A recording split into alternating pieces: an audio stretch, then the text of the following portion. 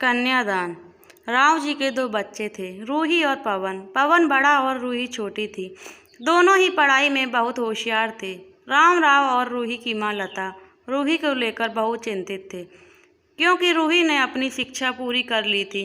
अब उसके लिए एक बेहतर रिश्ता खोजना था। एक दिन उनके करीबी रिश्तेदार का बेटा दीपक शादी में रूही का हाथ मांगने के लिए उनके घर आया। दीपक को सभी पसंद करते थे। वह दिखने में अच्छा था और एक अच्छी कंपनी में कार्यरत था। दीपक के परिवार को भी रूही पसंद थी। फिर इन सब के बाद शादी की तारीख तय हो गई और पवन के भैया और रामराव शादी की तैयारी कर रहे थे। क्योंकि शादी नज़दीक थी, सारी तैयारियां हो गई। शादी का दिन भी आ गया। पवन रूही का हाथ पकड़कर मंडप में ले आया। रूही सुंदर गुड़िया सी दिख रही थी। सुंदर नाक, आँखें, रंग गोरा, लंबी चोटी। रूही देखने में बेहद खूबसूरत थी। पवन रूही को मंडप में ले आया और पंडित ने रूही को कन्यादान के लिए हाथ आगे करने को कहा। उसका हाथ कांपने लगा। जिस पिता ने इस हाथ को पकड़कर दुनिया में चलना सिखाया, वही आज उसका हाथ किसी और पुरुष के हाथ में देने जा रहे थे। अपनी बेटी के बिना अपना बाकी जीवन बिताना, ये विचार ही उनके लिए काफ़ी कष्टदायक था।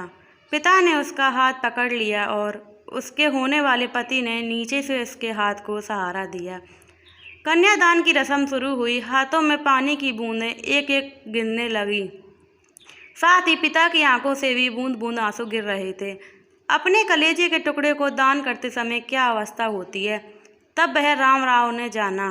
वह रस्म खत्म हुई। पंडित जी ने लता और राव के हाथ में दियों से भरा पर्दा दिया। उनके सामने बेटी और उसका पूरा ससुराल परिवार बैठाया और पंडित जी ने कहा, आज से आपकी बेटी उनकी हो गई।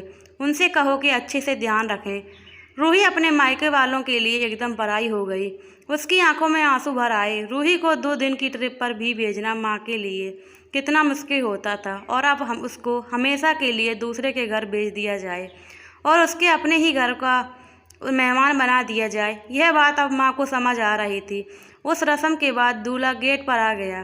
पंडित जी ने आवाज़ दी, लड़की के मामा लड़की को लेकर आए। उस मामा का हाथ पकड़कर वह उस अंतरपाट पर जा रही थी। सुबह उठकर एक साथ नाश्ता, फिर मस्ती, फिर मामी के हाथ का खाना और रात में मामा की गोद में सिर रखकर सोने वाली भांजी आज मामा को दूसरे के हाथ में सौंपनी होगी। यह सोचकर उसके अपने हाथ कस लिया और मंगलाष्ट प्रारंभ हो गए।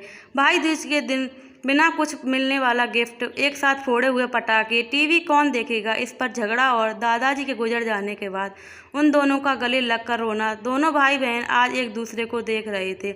उतनी ही देर में मंगलाष्ट समाप्त हो गए। मंगलाष्ट समाप्त होने के बाद रूही अपने आगे आने वाले नए जीवन को लेकर उत्साहित हो गई। रूही ने वरमाला पहनाई और अपने पति दीपक के पास खड़ी हो गई।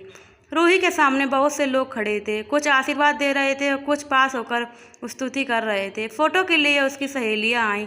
एक ने उसका पल्लू पकड़ा, दूसरी ने हाथ अटका हुआ निकाला, तीसरी ने उसके आंसू पोंछे। हम घर रहने के लिए आ रहे हैं, आंटी को बोलना खाना खाने के लिए आएंगे। उसे एक कमरे की आवाज़, एक दूसरे के अधिकार और वह दिन याद आ गए जब वे एक साथ रहती थी। अचानक पति दीपक ने कहा कि तुम चारों की तस्वीर ले लो। मैं साइड में खड़ा हो जाता हूँ और वह चारों चेहरे हंसे खाने की कतार में। आज रूही माँ बाप से दूर दूसरे लोगों के साथ बैठी थी। खाना खाने के बाद पंडित जी ने गौरी हार की पूजा करने के लिए बुलाया।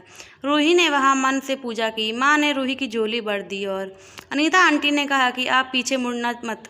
रूही अचानक चौंक गई। वह आगे बढ़ने लगी। इतने सालों से बच्चों की तरह पाले हुए उस चाचा का बांध टूट गया।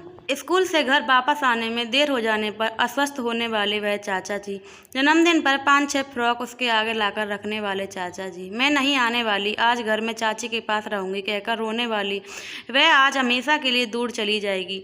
यह रूही के दूसरे माँ बाप के रूप में चाचा चाची को भी यह बात सहन नहीं हो रही थी।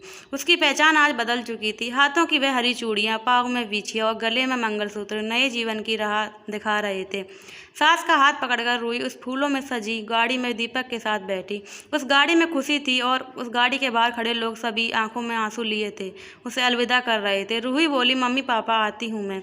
बहुत मुश्किल होता है अपना कलेजा, अपना दिल अपने ही हाथों से बाहर निकालकर पराए हाथों में सौंपना, और वह अपने कलेजे को, अपने दिल को खुद के लिए खुद से दिल से लगा कर रखेंगे। फिर भी हर माता पिता मुश्किल काम का सपना देखते हैं।